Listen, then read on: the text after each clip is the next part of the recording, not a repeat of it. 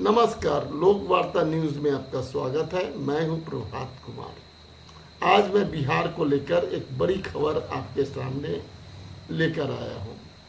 बिहार में अब कभी भी चुनावी बिगुल बच सकता है।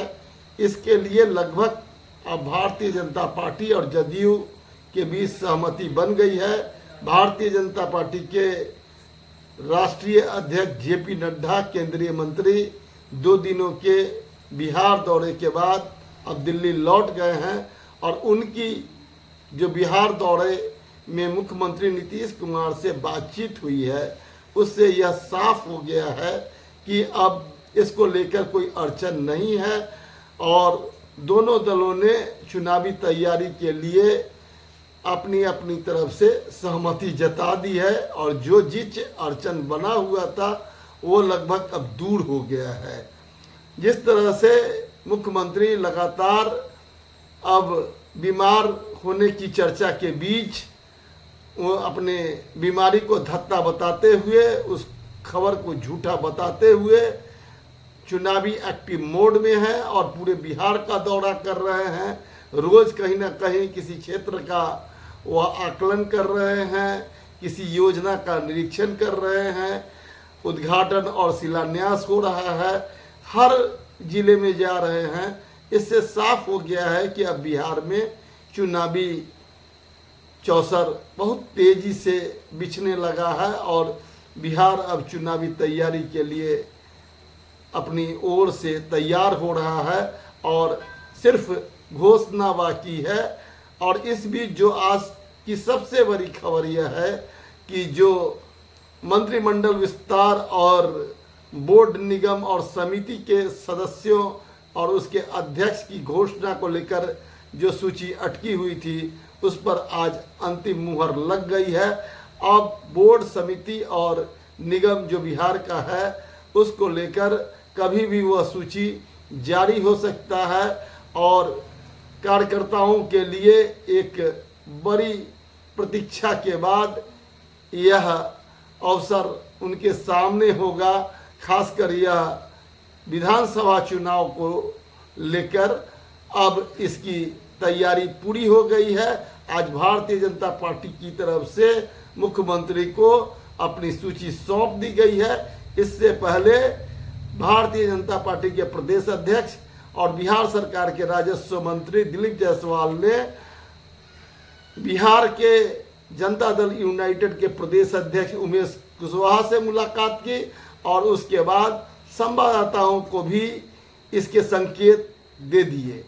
उन्होंने कहा कि बिहार में मंत्रिमंडल के विस्तार को लेकर भी जो चर्चाएं थी, अब वह जल्द ही पूरा होगा और उम्मीद किया जा रहा है कि अब खरमास के खत्म होने का सिर्फ इंतजार है और निश्चित तौर पर बिहार के मंत्रिमंडल का विस्तार बिहार में होने जा रहा है। और इस बीच मंत्रिमंडल विस्तार के बीच एक बड़ी खबर यह भी आ रही है कि मनीष वर्मा जो राष्ट्रीय महासचिव हैं, उनको बिहार मंत्रिमंडल में शामिल करने की चर्चा है।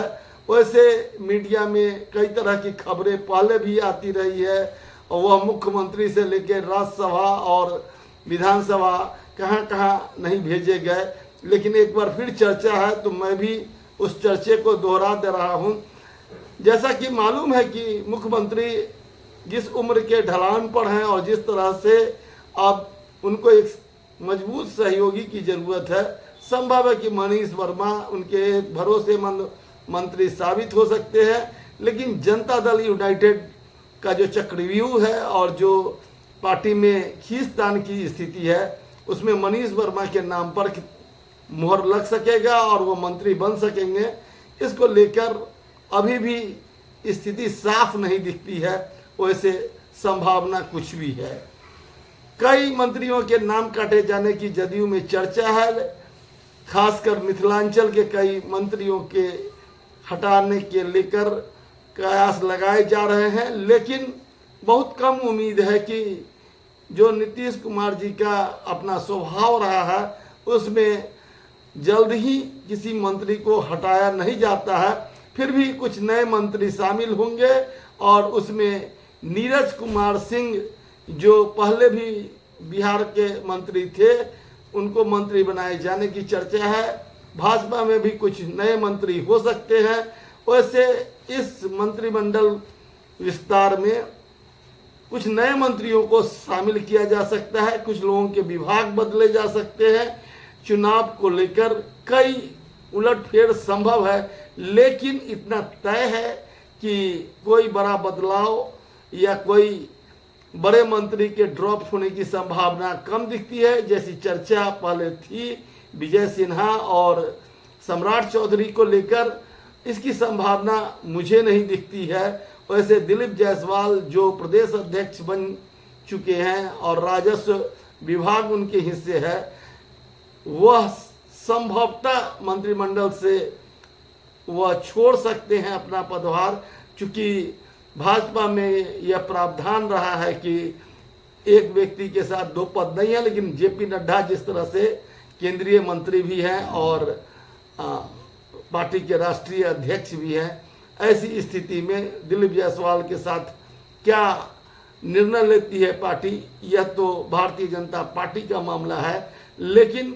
फिलहाल कुछ नए मंत्री शामिल होंगे और पूरी चुनावी तैयारी को लेकर चौसर बिछेगा और विधायकों को भी अपने अपने क्षेत्र में जाने और तैयारी में जुट जाने का ऐलान किया जा चुका है। यही कारण है कि सारे विधायक अपने अपने क्षेत्र में शिलान्यास और उद्घाटन में जुड़े हुए हैं।